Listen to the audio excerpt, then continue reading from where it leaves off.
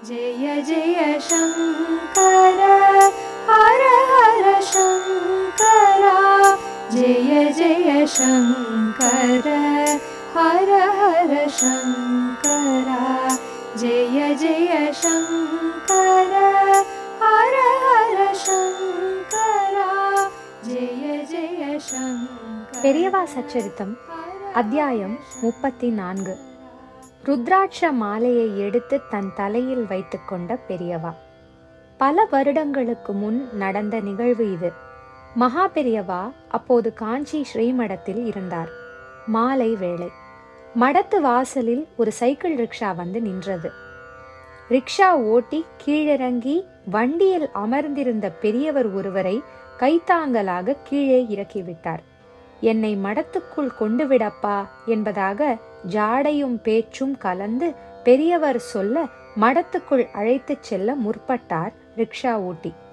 கலைந்த தலையும் அழுக்கு லுங்கி அணிந்தபடியும் இருந்ததால் தான் இதே கோலத்தில் ஸ்ரீமடத்துக்குள் செல்வது உச்சிதமாக இருக்காது என்று ரிக்ஷா ஓட்டியே தீர்மானித்து அங்கிருந்த மடத்து சிப்பந்தி ஒருவரை அழைத்து, ஐயா, இந்த பெரியவர் மடத்து சாமியை, அதாவது மகா பெரியவாளை பார்க்கணுமா, கூட்டியாந்திருக்கேன், கையை பிடிச்சு கூட்டின்னு போ, சாமியை பார்த்து முடிச்சதும் வெளியில என் வண்டி கிட்ட கொண்டு விட்டுரு என்று சொல்லிட்டு வெளியே போனார்.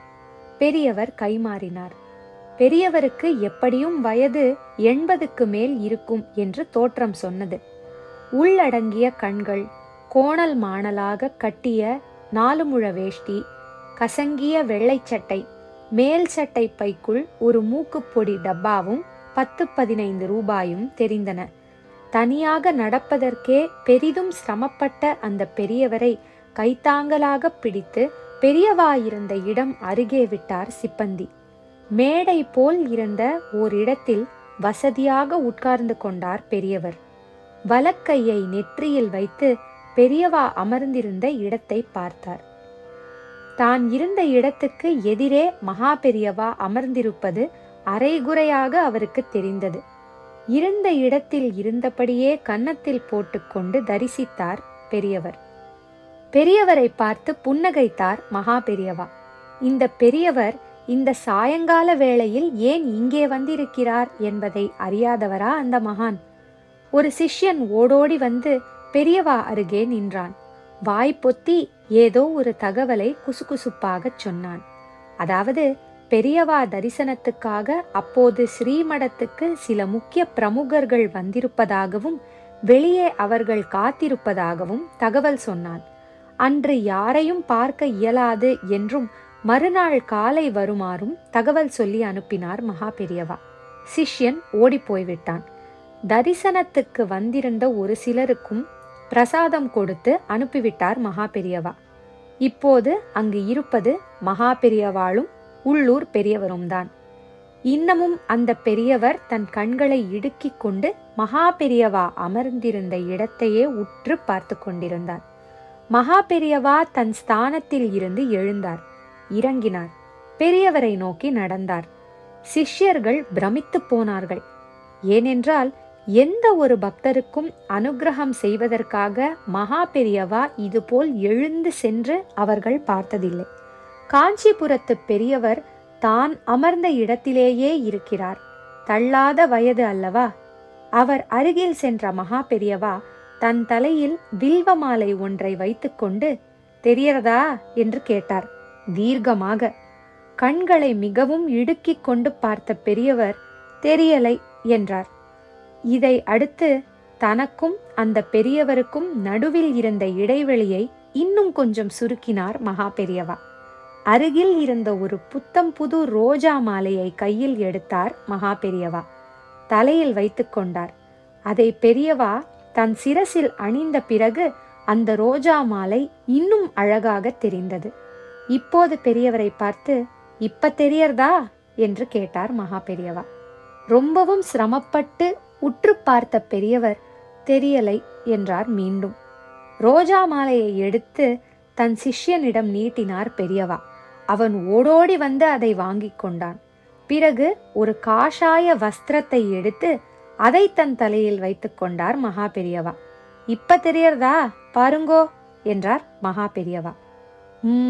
என்பதாக தன் உதட்டை பிதுக்கினார் பெரியவர். அப்போது அந்த இடத்தில் இருந்த சிஷ்யர்கள் குழம்பி போனார்கள். தெரியறதா என்று பெரியவா எதை கேட்கிறார், தெரியல என்று பெரியவர் எதை சொல்கிறார் என்பது புரியாமல் தவித்து போனார்கள். சிஷ்யர்கள் ஒருவர் முகத்தை ஒருவர் கேள்விக்குறியுடன் பார்த்து கொண்டனர்.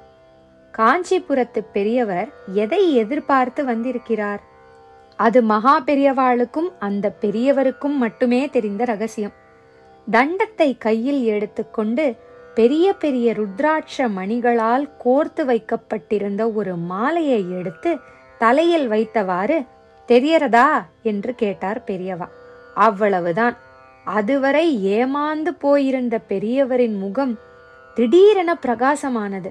அவரது விழிகளில் இருந்து தாரை தாரையாக நீர் வழிந்தது. ஏதேதோ பேச வாயெடுத்தவருக்கு அந்த கணத்தில் அது முடியாமல் போனது. மெல்ல சுதாரித்து கொண்டு, எல்லாமே தெரியறது பெரியவா, நல்லா தெரியறது பெரியவா என்று கன்னத்தில் மாறி மாறி அரைந்து கொண்டு அந்த பரபிரம்மத்தை நன்றியுடன் பார்த்தார். தன் இரு கைகளையும் கஷ்டப்பட்டு உயரே தூக்கி நெகிழ்ச்சியுடன் கும்பிட்டார் பெரியவர். பிறகு உடல் வளைந்து கொடுக்காவிட்டாலும் சிரமப்பட்டு தரையில் விழுந்து அந்த கருணை தெய்வத்தை உளமாற வணங்கினார். பிறகு அந்த பெரியவரே மெல்ல எழுந்தார். பெரியவாளுக்கு முன்பாக நின்றார். அவரது திருமுகத்தையே நன்றியுடன் பார்த்து கொண்டிருந்தார். கண்களில் இருந்து கசிய துவங்கிய நீர் வரத்து இன்னும் நிற்கவில்லை. சிஷ்யர்களை அருகே வரச் சொன்னார் மகா பெரியவா. ஓடோடி வந்தனர். இவா வந்த ரிக்ஷா வெளியில நிற்கும், அதுல பத்திரமா இவரை ஏத்தி அனுப்பிச்சிட்டு வாங்கோ, சந்தோஷமா புறப்படட்டும் என்று சொல்லிவிட்டு விறுவிறுவென்று அங்கிருந்து வெளியேறியது அந்த கலியுக தெய்வம். உடலிலும் உள்ளத்திலும் சந்தோஷம் கொப்பளித்த பெரியவரை கைத்தாங்கலாக கூட்டிக் கொண்டு ஸ்ரீமடத்தின் வாசலுக்கு போனார்கள் சிஷ்யர்கள். தான் கூட்டி வந்த பெரியவர் வெளியே வருவதை பார்த்தவுடன் தரையில் குத்துக்காலிட்டு அமர்ந்திருந்த ரிக்ஷாக்காரர் ஓடோடி வந்தார். உடுங்க சாமி, இனிமே நான் அவரை இட்டுக்குன்னு போயிடுறேன் என்று சொல்லிவிட்டு ரிக்ஷாவுக்குள் பெரியவர் ஏறி அமர்வதற்கு உதவி செய்தார். பெரியவரை ரிக்ஷாவுக்குள் ஏற்றி அனுப்பிய சிஷ்யர்கள் இருவரும் மடத்துக்குள் நுழையும் போது பேசிக்கொண்டார்கள். உனக்கு புரியறதா? பெரியவா தெரியறதான்னு எதை கேட்டார்னு? இல்ல, என்னை விட ரொம்ப வருஷமா நீ பெரியவாளுக்கு கைங்கரியம் பண்ணிட்டு இருக்க, உனக்கே புரியலனா எனக்கு எப்படி புரியும்? இதற்கான விளக்கம் அடுத்த நாளே அனைவருக்கும் தெரிந்தது. அடுத்த நாள் அதிகாலை அந்த பெரியவர் இறைவனடி சேர்ந்த செய்தி ஸ்ரீமடத்துக்கு யார் மூலமாகவோ வந்து சேர்ந்தது.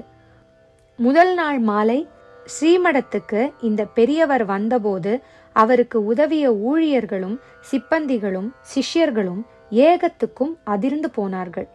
அனுபவம் வாய்ந்த ஸ்ரீமடத்து காரியதரிசிகளின் பேச்சில் இருந்து இதற்கான விளக்கம் அனைவருக்கும் கிடைத்தது.